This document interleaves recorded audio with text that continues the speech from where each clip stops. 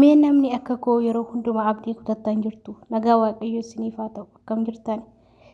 Dhugaa rabbii namoota abdii kutataniif viidiyoo kana waraabaa jiru jechuudha.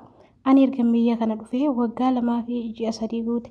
Waggaa 2 fi ji'a 3 keessatti yeroo jalqaba dhufeef turtii ji'a 2 firaashii ciccittuu tokko gubbaa kanan ciise. Garuu waggaa 2 fi ji'a 1 firaashiitti gatee fooxaa kana uffadhuu rafii jedhanii naa kennan. Achiin fooxaa kana waan irraa fudhamnaanan kun akka firaashiitti akka isin argaa jirtan kanatti akka firaashiitti dachaafadhee tanan gubbaa rafaanii kan waa inni kun natti argu. Fooxaa kana immoo fooxaan uffadhee rafu kana immoo biyyarraatii shaaworiin ittiin gara ture isan fidadhee dhufee jechuudha. Asitti fidadhee dhufee fooxaan shaaworii ittiin galuu fooxaa halkanii godheen uffadhee rafaanii. Maal isiniin jechuun barbaadesitan?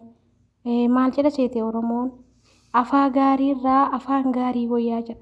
Jarri kun amala qabu dhugaa dubbachuuf garuu guyyaa hojii ooleen halkan ciisuu baay'ee tokko na yaadda.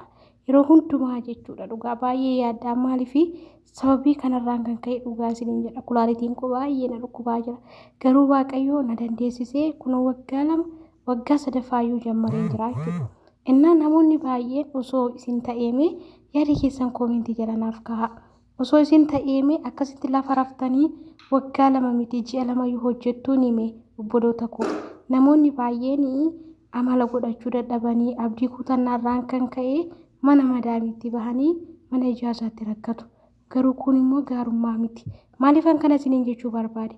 Rakkoo namni ana caala argu mana kana keessatti yookaan mana madaamii keessatti namni rakkoo na caalaa argee jira laata jedhee yaadu. Sababni isaayyuu guyyaa hojii ooltee halkan bakka ciisicha gaariin qabdu taanaan rakkoon kana caalu hin jiru. Yeroo tokko dhugaa isiniin jedha lafa ka'ee yeroon itti boo'uu jiraanii sim jedhee na boosisaanii abdii kutannaarraa kan ka'e inuman jabaadhamu sagalee waaqayyoos nan dubbifadha. Abdii kutadhee guyyaa tokko dhiisee hin beeku. Innaa maal isiniin jechuun barbaade? Ilaa obboloota koo abdiin kutatinaa. Biyyi lafaa kun yeroodhaaf malee hin mul'attis hin baddis. Kanarraa barnoota guddaa argachuu dandeessu. Sababni isaayyuu keessattuu namoonni Itoophiyaa jirtan biyyi kun gaafa Itoophiyaa teenyee biyya kana seesee ilaallu akka sukkaaraatiin minyaa. Garuu gaafa as geenyu immoo akka soogiddaatiin qaranna. Soogiddi waan hunduma keessaa yoo dhabameyyuu mi'aawu. Soogiddaatti fakkeeffamu jireenyi biyya kanaa.